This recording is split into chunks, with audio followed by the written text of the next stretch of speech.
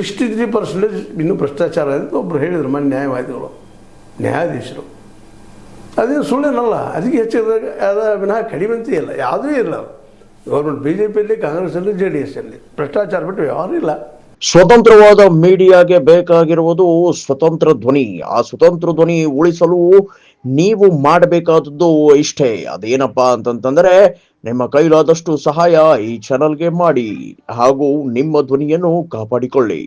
ಅಂತ ಭ್ರಷ್ಟಾಚಾರ ಉಳಿಸೋದಕ್ಕಾಗಿ ನೀವೇನು ಮಾಡಿದ್ರಿ? ಅದು ಚರ್ಚೆನೇ ಇರಲಿಲ್ಲ ಎಲ್ಲಿಯೂ. ಗೆದ್ದುಗಳು ಮುಖ್ಯಮಂತ್ರಿ ಅವ ಆಗ್ತಾನೆ. ನೀವು ಯಾರಾದರೂ ಏನು ಜನಕ್ಕೆ ಏನು ಫರಕ್ ಬಿಡೋದಿಲ್ಲ. ಮತ್ತು ಸಿದ್ದರಾಮಯ್ಯನವರಿಂದ ಪರಿಪಕ್ವ ಒಬ್ಬ ಸಮಾಜವಾದಿ ಲೀಡರ್ ಅಂತ ನಾವೆಲ್ಲ ತಿಳ್ಕೊಂಡಿದ್ವಿ.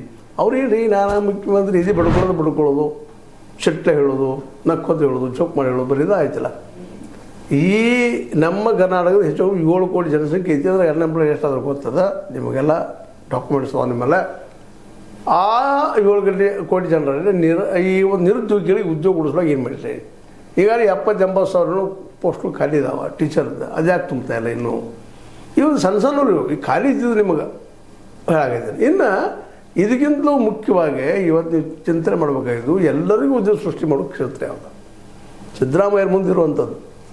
ಯಾಕ್ರಿ ರೈತರಿಗೆ ಅವ್ರು ಮಾರ್ಕೆಟ್ ಮಾಡಿಕೊಡ್ತಾ ಇಲ್ಲ? ನೀವು ಮಾಡಿಕೊಡ್ಬೇಕಾದ್ರೆ ನಿಮ್ಮ ಧರ್ಮ ರೀ.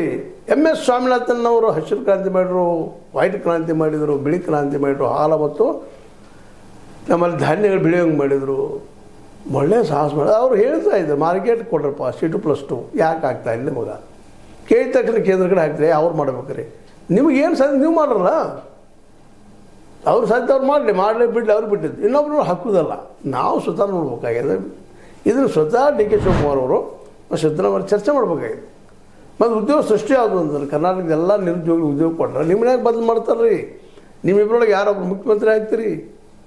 2022 ಥರ ಆಯ್ತು. ಈಗಂತ ಫಾರ್ಮ್ ಅದ ನಿಮಗೆ ಹೈಕಮಾಂಡ್ ಕಿತ್ತಾಕಲಿ ಹಾಕೋದಿಲ್ಲ. ಮತ್ತು ಇದು ಮಾಡಿದರೆ ಆಟೋಮೆಟಿಕ್ ಎಲ್ಲರೂ ಹೀರೋನ ಆಗಿಬಿಡ್ತೀರಿ.